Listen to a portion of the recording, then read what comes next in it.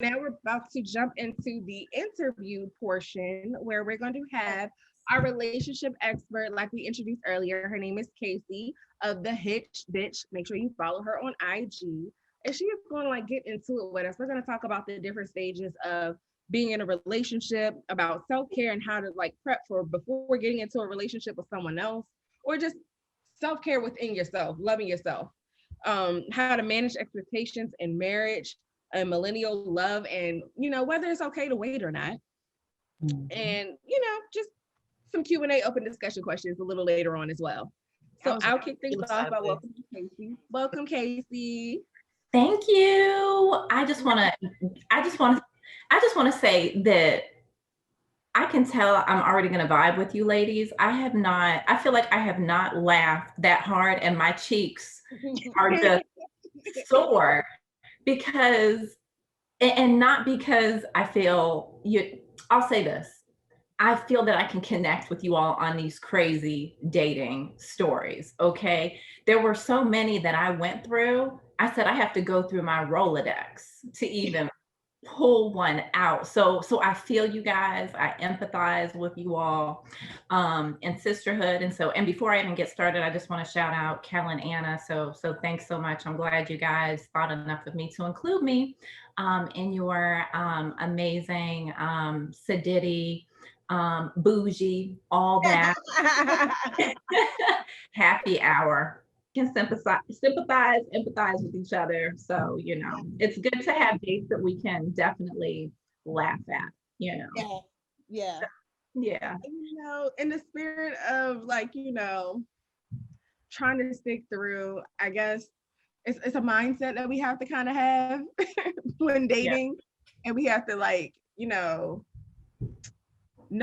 you got to know your worth in a sense, you know what I mean, and Yeah. know and be like, yeah, this isn't working for me, let me move to the next level, let's pivot, you go that way and I'm gonna go this way.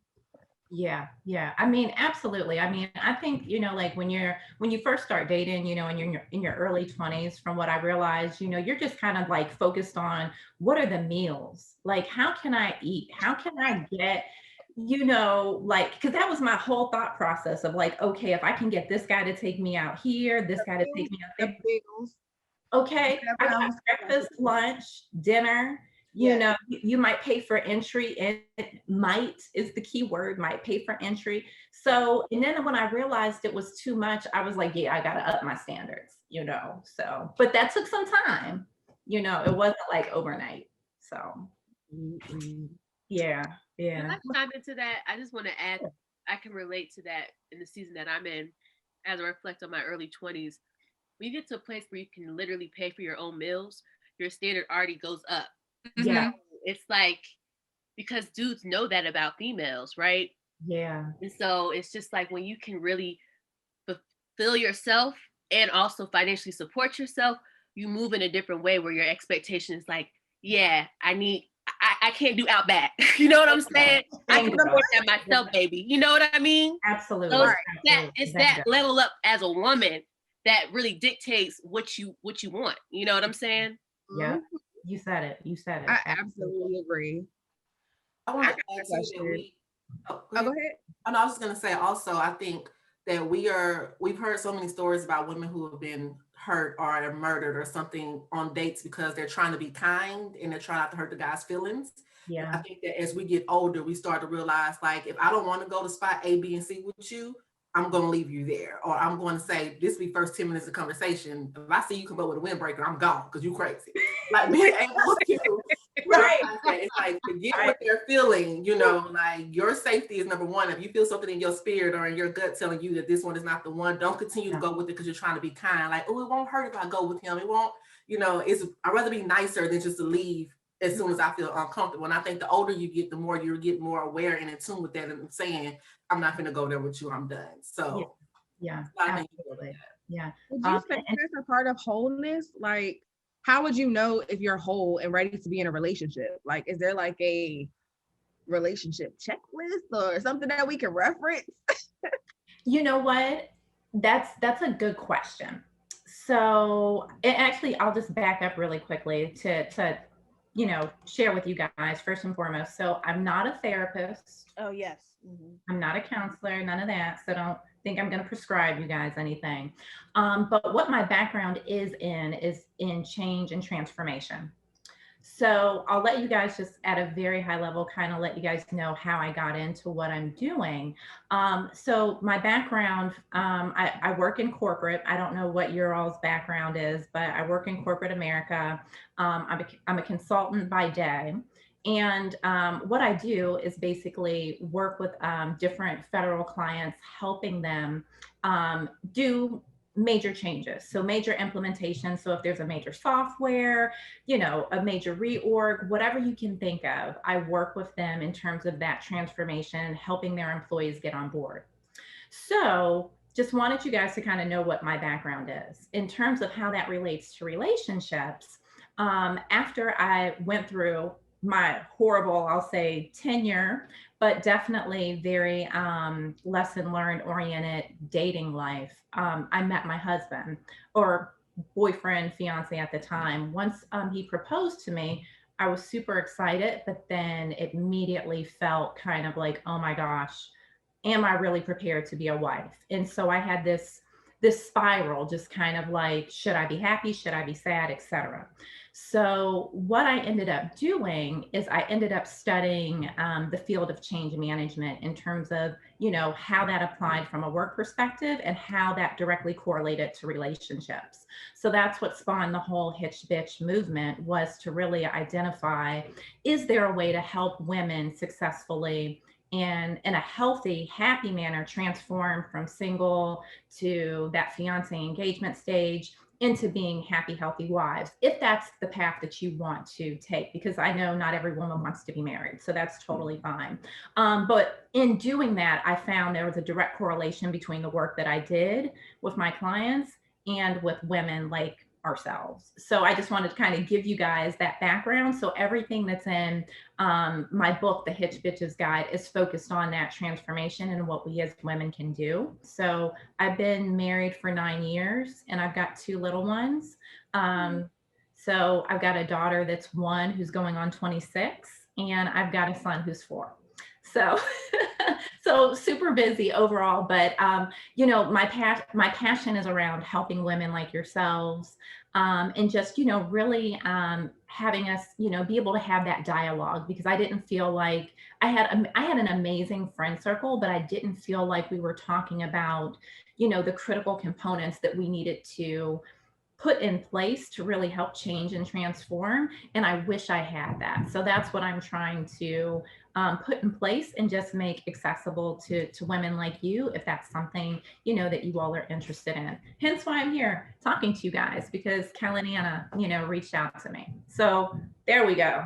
All right. So back to the question. How do you know that you're whole and ready to be in a relationship? And if there's any type of like reference list or checklist to kind of like figure that out, because I need the manual. I don't want to keep going through, unnecessary stuff. Yeah, absolutely. Well, I would say I wish there was some sort of checklist, because whoever puts that checklist together is going to be like richer than Jeff Bezos. You know what I'm saying? Like richer than Oprah. And so, and I say that in a joking manner, just because I really think that it's an individual journey, and, speaking from experience with myself, I can't you have people that are out there that'll say, oh, once you get yourself together, once you're doing this, once you love yourself and you have this confidence, like a man is going to find you because you will be completely whole. And in my experience, that was not the case. So when I met my husband, it was probably the lowest point of my life at that time. So when I met my husband, I met him back in 2008. I met him 3 weeks before I had to leave to go home because my mom passed away from breast cancer. So when I met him, it was literally like we dated. I'll say maybe like a month. We dated, and I got the call and from my sister, where my sister was like, "Hey, the doctors say mom has 3 weeks to live. You've got to come home." So I was in the midst of talking to this guy. He seemed cool, and I was just kind of like, "Hey, like I have dated so many bad men. Let me like tell you, like, hey, this is what's going on. So if you want to leave, go ahead and leave." Type of thing. Um, so he chose to stay because he felt like there was some sort of connection. But when I tell you, that was like kind of like you can't really, to me, find anybody that is kind of like at their lowest point when they lose their mom. So it's kind of like you can only go but up at that point. So it was one of those things where I feel like I'm definitely one of the poster children. And there's a lot of other women that are like me, that we don't have it all together. We didn't have it all together. So to say like you've got to do A, B, and C, and then a man will find you, I was broke. You know what I'm saying? And then there was like definitely a ton of stuff that happened, from layoffs, to, family drama, me just trying to find myself in my late 20s, and just, early 30s, like trying to like get it all together. So saying all that to say, I don't think that there's really any book or guide, but what I have found very valuable in the research that I conducted from a work perspective, research that's in the book, and again, through my own experience of working with women like you, is that it's really taking that time to really sit with ourselves and just really be present and in tune, because we're so quick. I can tell by, I know you guys are talking and joking, but I can tell you guys are very, very smart women. Like I know that you guys are about your business, whatever your careers are. And it's one of those things where it's like, you don't realize the things that you go through in your past relationships. And what you've observed from a family front, how that has impacted the way you operate right now. So it took me years to be able to unravel trauma, unravel things that triggered me. I'm still learning stuff, you know what I'm saying, with me, working with my therapist that I've had, for several years, just kind of being like, bingo, this is why I react the way I do, or this is what I need. So it's one of those things where if I were to give any advice, it's just kind of sitting down and saying like, okay, what's my current state? This is where I'm at right now, and I know not all of you might want to be married, and that's okay, but maybe you want to have a partner, a life partner. You want to have somebody that you can kind of, trust and be like your ride or die. So, I think it's just kind of sitting down and really looking at all the men that you've dated, and saying like, okay, do I have a certain type of guy?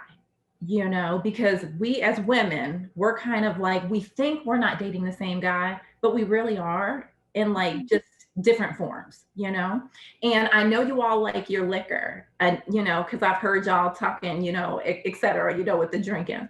And I love my liquor too. But it's almost like this. If you date tequila and tequila makes you sick, why do you keep drinking tequila? And I know one of y'all said you like tequila. So, and I love tequila too. But the thing is, it's one of those things is there's so many different types of tequila. There's so many other spirits, so many other wines and beverages out there that you can try. But you have to be able to identify that tequila is the trigger. Tequila is the issue. So you know what? Maybe back up off of that. Maybe you need to try scotch. You know what I'm saying? Maybe you need to try gin. Maybe you need to just be like, I can't even do spirits. I'm just going to be like a Chardonnay type girl. You know what I'm saying? And then just kind of go from there. But it's really just kind of sitting down and saying, this worked, this did not work, this could potentially work. And then kind of saying, okay, what am I doing? What common themes do all these men have that are potentially in common? And then also, what am I doing as well? So it's like a two-way reflection, because at first I kind of felt like I was a victim. I was like, I don't know why I keep getting all these bad men. I don't understand why I keep attracting them. Well, hello, who's the one that went on a date with the windbreaker dude? You know what I'm saying? you know, and I mean, God, there's like countless others. I feel like we could all probably write a book on the bad dates, but I was always dating a certain kind of guy because I would date guys that were very arrogant, guys that, well, they looked good, they were smart, but super arrogant. They would talk down to me. I'm trying to think. We'll just say those are the top three, so I was kind of drawn to that. But then what I also realized with my family history was my dad was like that in terms of how he engaged. So it took me years to figure out that I was dating guys that had very similar qualities and traits to my father. So I had to readjust and say, okay, I'm attracted to those, but why am I attracted? But they make me feel bad. They don't make me feel happy. So how do I change that mindset and that narrative? Because I want a guy that loves me for who I am, somebody that's supportive, that that makes me laugh, etc.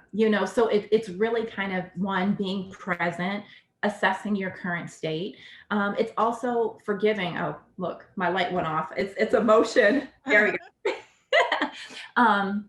It's also forgiving yourself because we beat ourselves up like, oh my God, why did I do this? I shouldn't have done that.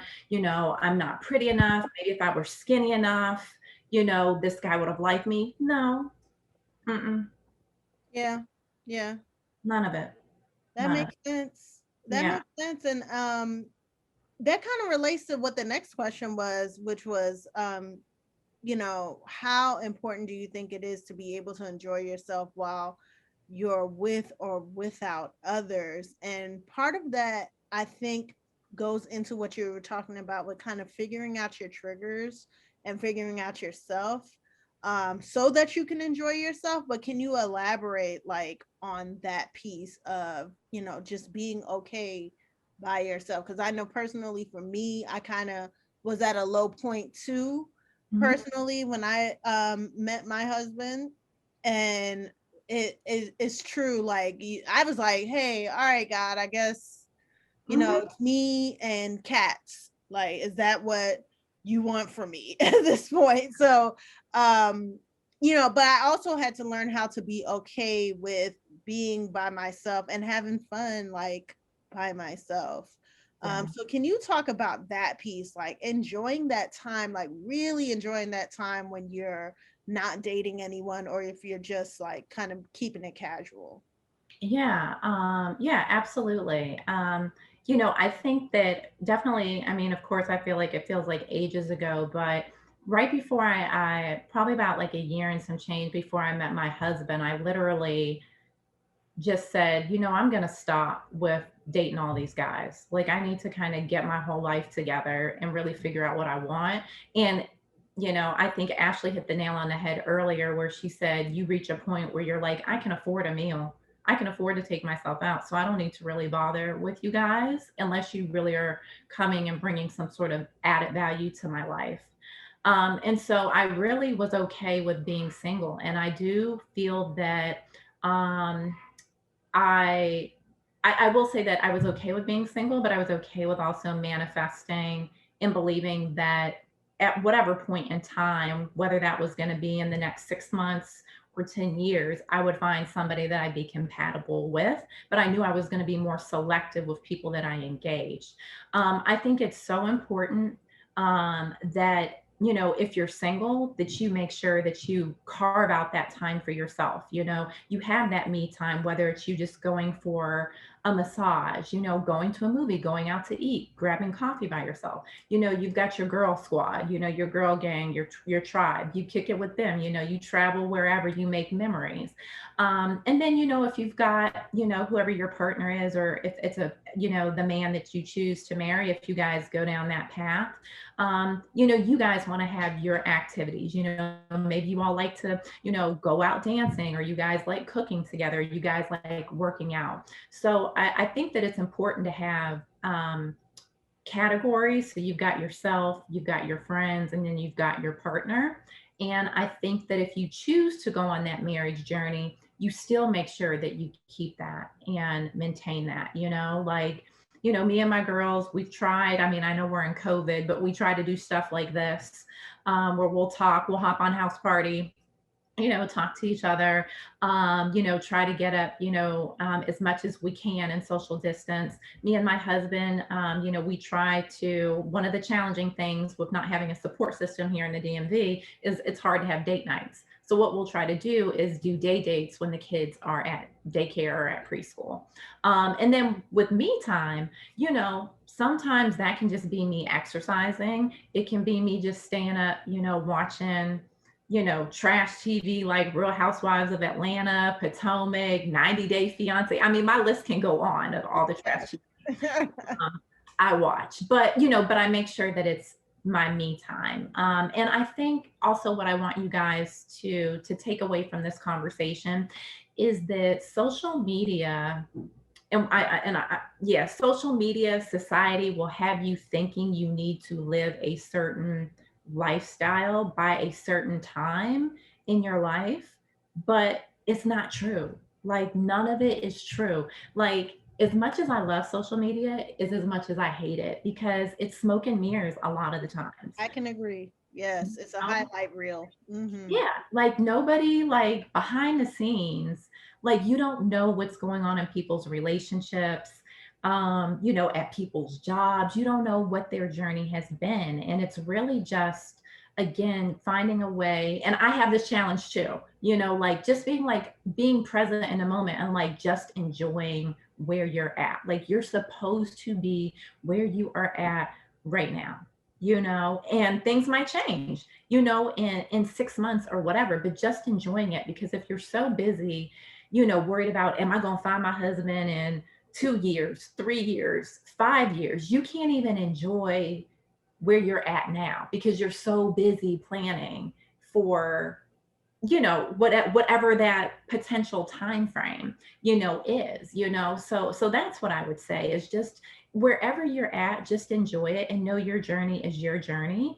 And, if you, find a guy and, things seem to be moving in the right direction, like just roll with it. Like, don't put the pressure on yourself to say, okay, I gotta have this by this time, this by that time. He better get me this ring. He better make sure I got this viral, engagement, because I need to be on essence.com and I need to be, like, just take time. That's it. Well, on that same note with the COVID part, and the highlight reel, of course, and everything, like managing expectations, because we all have unrealistic expectations in relationships, but yeah, what would you say is the reason, and I feel like you might say social media, but what would you say is the reason that dating as a millennial is so difficult? And how can we overcome that, especially for our ladies that are dating, in the midst of COVID, and then, prior to and post, but like, we got Tinder, we got Bumble, we got all these options that make it seem like, oh, it should be easier. But what would you say to that? What is the reason it's so difficult? That's a great question. I will cede some of that question. Yeah. I feel like, personally, I feel like it's too many options. What do you ladies think? Do you think the same? Anybody? Yeah, I see some head shaking. Yeah.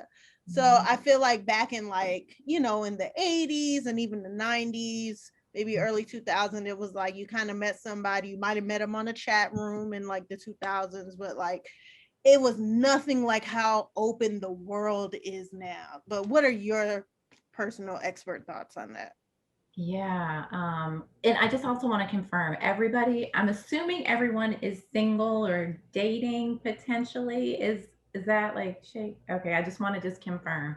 Um, I think, yeah, you hit one of the nails on the head, Anna.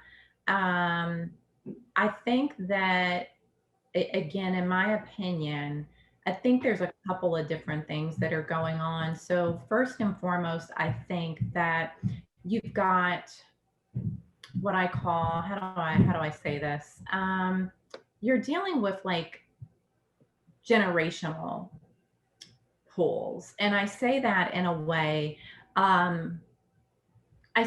way that we saw what our grandparents' relationships were like. You know, people have seen grandparents be married for like 50, 60 years, you know. So you've got that one view of like, all right, wow, people can be married that long. Then you might have, you know, depending on when your parents were married, maybe 70s or 80s or whatever the case might be, you know, some of those relationships, you know, were troublesome. You know, that is kind of like the beginning of that divorce, where divorce, I'll say divorce has always happened, but it became more popularized in the 80s and early 90s. So you've got that kind of the breakaway from that traditional, you know, modern, you know, family view. So I think that the challenge that millennials have is that, you know, you want aspects of both. You know, you want to still be able to have the choice and independence that if it doesn't work, boom, I'm out. But then you also want to have that you want to have the love that we see like the grandparents and the great grandparents have. And I think that, you know, you can have aspects of both, but at the end of the day, we can't have marriages that were like the 40s and 50s and 60s. Like it's not going to happen. It's, you know what I'm saying? It's 2020s now. So I think there's that. And then I also think to kind of dive deeper into your comment around there's too many options. I think the millennial mindset is, I'm using this for lack of better terms, is kind of want it now, want it fast, microwave, you know? And because you've got all those options, you know, it's one of those things where it's like, okay, well, this girl is fine, but if she doesn't get back to me in my DMs or when I swipe, you know, left or right, boom, it's on to the next, you know? Or, well, I don't know if I want to talk to this girl. I've already sent her like 5 messages, like, boom, next one, you know? And just to interject real quick, sorry, Yeah. I saw that Brittany said also a lot of women are accepting the bare minimum, Yeah. with along with men having a lot of options, like you just said it, you know, Yeah. just now. Mhm. Yeah. I mean, it is more of, I think there's always been a challenge in dating. I think just now the field is a little bit more, it's more, like you said, more options. And in terms of being able to build quality connections, it's like, how do you do that in the age of COVID right now? How do you do that when a man has so many options, you know? And so to be honest with you, I don't necessarily have an answer for like, oh, if you do this, then that's not going to happen. You know, I would just say that it's probably more of taking a step back and realizing that men are everywhere. Like men are not just online, you know, and I think we forget that. We're like, all right, let me set up my Plenty of Fish profile. Let me set up my Tinder and my Bumble. Oh, Lord, plenty of fish, Lord. I took it back, right?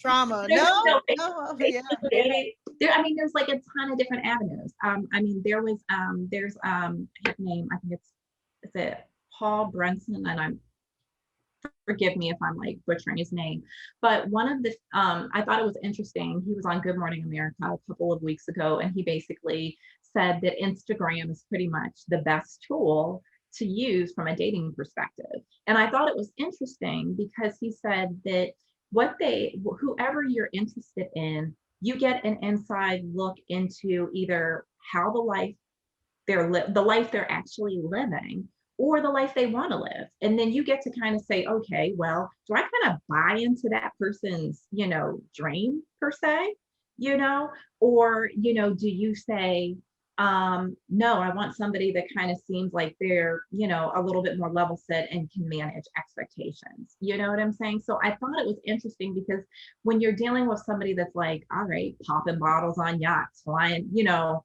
flying down to Mexico, you know, they're living that life. We're like, we want that life. You know what I'm saying? I want to be down in Mexico. I want to be on the yacht, but they might not be living that life. But you want to live that life. They want to have the perception of living that life. So, you know, the idea is potentially could that be a connection if you both are looking to have that same type of optic type lifestyle? Maybe not, you know, but then it's also maybe being able to comb through some of the individuals that are actually being a little bit more real, you know, on social media, and looking at like, okay, like this guy is just, you know, he's posting that he's going to the gym, you know, like he's not doing the most. So maybe that's a way to also engage as well. But, you know, I also, like I said, think that when you really stop to think about it, you can meet guys anywhere. You meet them at the grocery store, like they're there, you know. It's just, can we put down our phones, you know, and not be like, can you be like, all right, let me carry on a conversation like with you and get to know you. Yeah. And so just to interject, I think we got a question. Yeah. Ashley, Yeah, sorry about that. No, I just think dating in general is different than dating in COVID. I just want to make sure that we're clear on that. Yeah. And I've been really trying to study the psychological aspect of how we're focused on social nowadays, because for me, I've noticed a lot of fraudulent dudes on there. Mhm. Oh, And absolutely. so Absolutely. it's just bad. It's just crazy. And so when you don't know, right? And so I have to disagree with the social. Mm. Everybody's putting on their best face, be clear. Oh yeah. So it's like, How do you I feel haven't that had down? luck with it. I just feel like it's still fraudulent in a sense. Like, and Mhm. then as far as in-person engagement, we got masks. So you may think somebody looks good, but then when they take their mask off, Right. it's fraudulent. So They had two it's teeth, COVID and and teeth dating up now, front. it's tough. right. It is.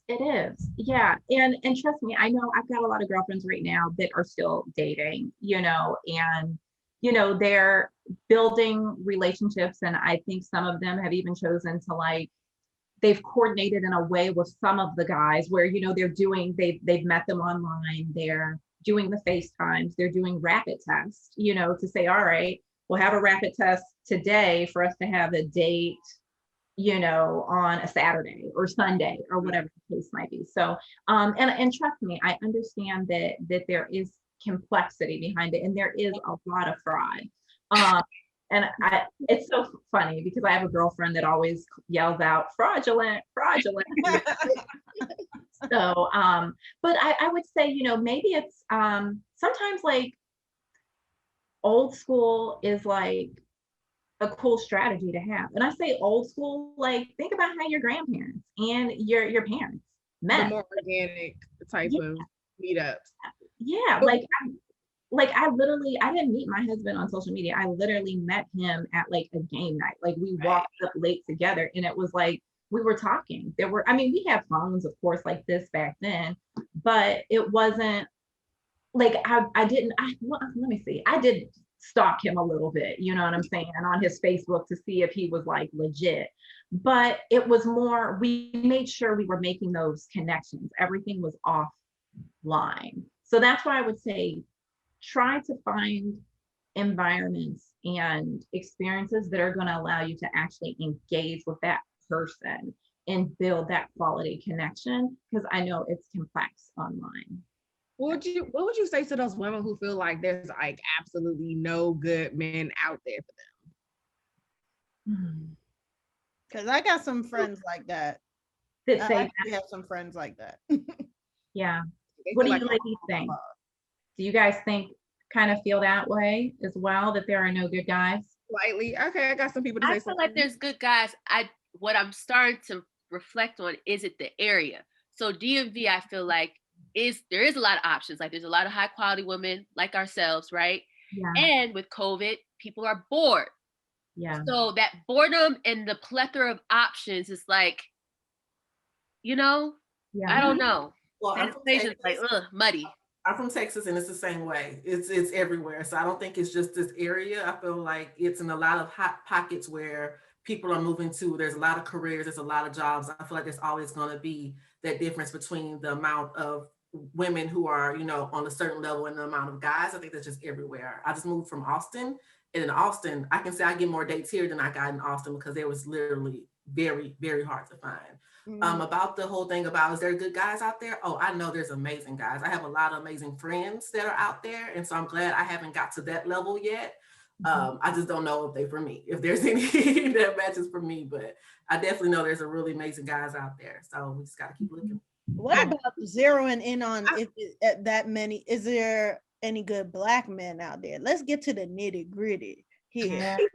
What I about think that? Ashley Like, made a really great point when she was talking about like with the DMV specifically. The DMV is kind of known for being like the elite black professionals. So like I think it's a thing where you have like a certain caliber of people. And when you have the options as well, it does make it a little bit harder for you to pick. And I don't think that that is as attainable in every state. You know what I mean? Yeah. Yeah. Yeah. So like how, like what would you say, like as the expert? Like what would you tell them? What advice would you give? Yeah. Trust me, like I have heard this conversation, been a part of this conversation, I feel like for years now, that there's no good men. And so and you know, in saying that, dating a ton of trash guys before I met my husband, you know. So I would say this. It's in terms of there's no good guys, but again, it's really breaking down and dissecting what is a good guy. Because I've got some, just like yourselves, you all are, I can tell, very smart, brilliant women. I've got a lot of women in my circle as well that are very intelligent, highly successful, and they will say they cannot find a good guy because of the expectations that they have and the requirements. And I'll give you an example. A girlfriend of mine, she happens to be engaged now, but when she was dating her boyfriend at the time, who's now her fiance, she had a very, very hard time dating guys. She's master's, PhD, like crazy smart. She had a hard time dating guys that didn't have these major credentials attached to their name. And on top of that, she wanted to date someone that was Greek. So they had to be like an alpha, had to be a kappa. Like that's what she wanted because she's an AKA. So I don't know if any of you all are Greek or not. So okay. So it was very challenging originally, like again, being her girlfriend, because I was like, but girl, like he's a lawyer, like he likes to work out, like he travels, like he has no kids, he has a house that he owns in DC. Like, I mean, but he's not Greek, Kacie. He's not Greek. I'm like, are you crazy? You know? So, and I'm saying that, like, you know, like just to kind of be like, all right, like, let's think about this. Like, she was almost like, oh, I don't know if he's really a good guy because I really envision myself with a guy that's Greek. Is this a joke? I'm dead serious. I am dead serious. Right question is he still available? That's the right question. Is he still single? That's the question. No, they're engaged now. Okay. They're getting married. They're getting I'm like, what's going on? and I've known this girl since we were in college. We go back years, okay? And they're getting married in August of this year. But I remember going out to her, this was like pre-COVID, for brunch, and she'd be like, Kacie, like it's just so hard for me because like I always envision myself like just having a man that was like part of the Greek life like me. I'm like, honey, like if he wants to have kids, he wants to build a future with you, like this man is successful in his own right, he loves you, he's supporting you, like that's a good guy. But if she had really, and I had met some of her previous boyfriends before, and when I tell you they were some assholes, you know what I'm saying? They worked on the hill, they had X amount of credentials, but they treated her horribly. But she was like, but they're Greek. Oh, he's a kappa, he's an alpha. So this is I'm like, but you want a man that is not going to support you. You want a man that's going to stand you up on dates just to say, oh, well, he's Greek. Oh, well, I this can fulfill my vision. So I'm giving y'all that example, saying that I've also had friends to be like, well, he doesn't work out. Oh, he's not 6 feet. He's gonna look weird if I put on heels. And these are educated women, you know, that have like so much going for them. But the thing is, in terms of the bar that they're holding for some of the men, they're like, oh, he's 5'8". I cannot do 5'8", girl, you know. And tough one for a lot of women, the height. Yeah, I mean, or that, you know, well, you know, I envision myself with a man that had an advanced degree, or well, maybe he doesn't have a degree. Like, how is that going to shape up if my whole family is educated and, you know, he just has, like, he's a business owner, you know, even though he's successful in his own right, because he doesn't come with that. Sometimes women will say, that's not a good guy. And they'll throw him in the batch with the dudes that are the cheaters, sliding in everybody's DMs when he shouldn't be in that category. So saying all that to say, I do think there are a lot of good guys. I think that as women, and I'm not saying you all, I just think as women in general, and I was the same way, we date with blinders on. We're like, I'm gonna date a man that looks like this, drives that, he's gonna show up like this, he's gonna come around my life probably around this time. And you have this vision of how your man is going to appear.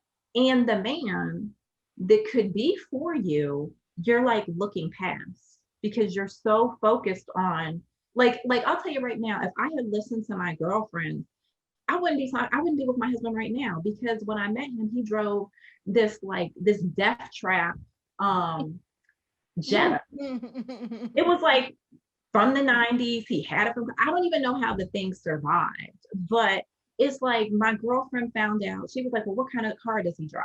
Again, the optics perspective. I was like, oh, he drives a Jetta. Girl, what year is it? I was like, oh, it's raggedy. She's like, girl, that could be a sign. He might be cheap. He might be do XYZ, you know? And so again, I could have listened to that, thrown him away because he didn't have the material items, or because he didn't maybe live in DC or in Arlington in like a nice high-rise apartment. So saying all that to say, just thinking about like, how are we dating? How are you dating? Like, do you have this vision of, well, my man's gonna kind of approach me like this, my future husband? Maybe not. Like your future husband, you could be working with right now as like a teacher in a school. He could be like a fellow teacher. You know what I'm saying? Y'all might be accountants together. He may not necessarily look the part, but like genuinely, like in terms of the qualities he has, you know, is that he's supportive. He loves you. He will ride for you. You know, he's humorous. You know, like these looks are going to fade, you know, and he might look good, but if he has nothing on the inside, what good is he to you when it's like 30, 40 years? Right.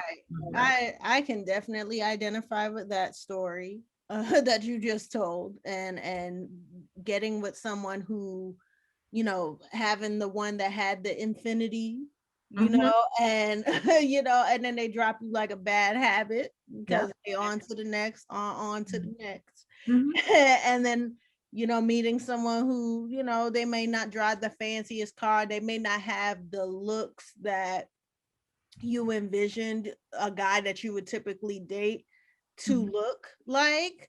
But I also, you know, don't want to get it confused. Like, I don't think we should settle either. And I know that's not what you mean either, you know, but I just want to make it clear.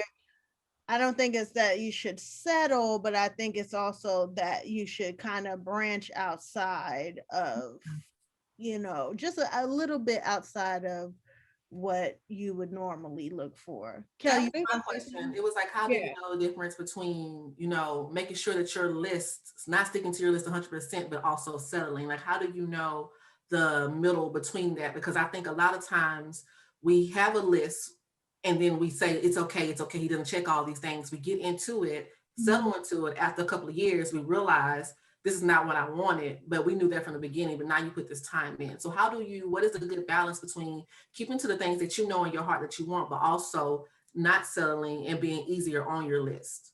Yeah, great question. In terms of deciphering between the two, I think anything that is image oriented, the optics, the smoke and mirrors that we kind of talk about, you know, that of course at the end of the day, you have to be attractive to your partner. You know what I'm saying? Like, you don't want to be with an ogre. So like, I get that, you know, you want to be with, you know, a man that you can, you know, also be intimate with, you know, have a wonderful, thriving, you know, sexual relationship, you know, if you again choose to go down that path, you know, of marriage or long-term partnership. So I think that it's really thinking about what the core values are that are important to you, you know. So like if you know, having someone that allows you to, you know, who really embodies who you are, you know, that can support your independence, support your dreams, somebody that's reliable and consistent. I heard that, you know, earlier, somebody that's caring and compassionate, somebody that's trustworthy, you know, someone that, you know, is willing to be a team player, you know, because that's probably also one of the key things that sometimes you don't realize in a marriage is that you can't do this by yourself. Like right now, my husband's up there like rallying the two little ones for bath time. Like I can hear them like a little herd of elephants. But the thing is, like you as a woman, you know, especially this day and age, like you cannot do it all. And there's a lot of women that go into marriages that are like, oh, we'll be able to change him on the back end. But it's like if he didn't portray those qualities up front, he's not going to do them on the back. You know, I knew my husband was going to be a team player up front. I knew he was family oriented up front because I knew that in terms of how he engaged with his family. So it's also what's important to you. What do you observe when you're dating? Like, how does he talk to his mother? You know what I'm saying? Like, how does he talk to his sisters? Like, I could tell how my husband engaged with folks because well, not with folks, but with family, how he was going to be. I knew how he was with his nieces and nephews. I knew he was going to be the same with his kids. I knew that I had a husband that he would cook, you know, he would do laundry. He wasn't above that. He does our daughter's hair. You know, there are some men who are like, oh, I'm not doing that. Like, my husband didn't know how to do hair either. He learned it on YouTube. He learned from like watching what I was doing. But you have to have a partner that's willing to say, you know what, I may not know how to do some things, but I'm willing to learn or I'm willing to try, you know? And I think, you know, one of the key things that helped me kind of discover what was helpful and what was very valuable in a relationship was premarital counseling. Because, you know, when you date, you kind of talk, but in premarital counseling, like it really gets to the nitty gritty of stuff. And it makes you talk about things that you typically wouldn't talk about, you know? I mean, you want to see how your partner communicates. That could be a really key point, you know, that could be one of your love languages in terms of how you engage. You know, he could have everything else that you want, but if he sucks at communication, that's going to be hard. That's a fact. Say it again, Kacie. Say that again. But you know what I'm saying? Like that could be one of your core values. You want somebody like maybe he's great in bed, but he, you know, he can't communicate worth anything, or you don't trust him. So then you have, you know, a man that's making money, great sex, but he can't communicate. You can't trust him. Like your mind is blown, and he's not a team player. Like, you know, it's just really identifying that stuff. And the thing is, like, we see this stuff. Like we knew. I'll go back to the windbreaker dude. I knew when I went up to that dude that it was going to be a horrible date, but I went through with it. And we know when we're dating, we know. It's right. Just sometimes we feel like we've invested too much time and we're like, dang, I already put in 2 years or I put in 4. I don't want to give it up. And then it goes to another girl. But guess what? He wasn't for you anyway. Mm-hmm. Like he wasn't like, so, and I hate that we even do that we're like, oh, I spent 8 years with him, so I can't give him up now. But if you're not happy, why? I know people like that. It's okay. It is okay. And I know you're probably like, well, you got a man, you know, whatever. Like, but I have a lot of women that I'm very cool with that are really good girlfriends of mine that are living very happy lives because they have chosen to say, I'm cool with like dating and getting to just, you know, experience things with, you know, different guys, but I'm not going to settle just to say that I have someone. You want to be happy. Yeah, and if, be happy by yourself. Don't be with a person and be unhappy. Like, yeah. Don't do it. Yeah, because even when you're in that relationship, after a while, when it gets, you know, old or whatever, like you still have to have your own individuality for the rest of your life. Yeah. And I hear the same, you know, I know this isn't necessarily, I know we have a couple mothers on here, but like I hear the same when you're a mom too. Like you have to maintain individuality. Mm-hmm. You do. I think that at the end of the day, you just want a partner that's willing to change and evolve with you. When they don't, like, So, that's when you have the problem. yeah. In my opinion. Yeah. Yeah. Well, that is a great note to end it on. Like, you want a partner that's willing to change and evolve with you. Thank you so much, Kacie, for coming and talking with us. I hope you ladies got something out of this conversation. I know y'all had a nice drink and a cupcake.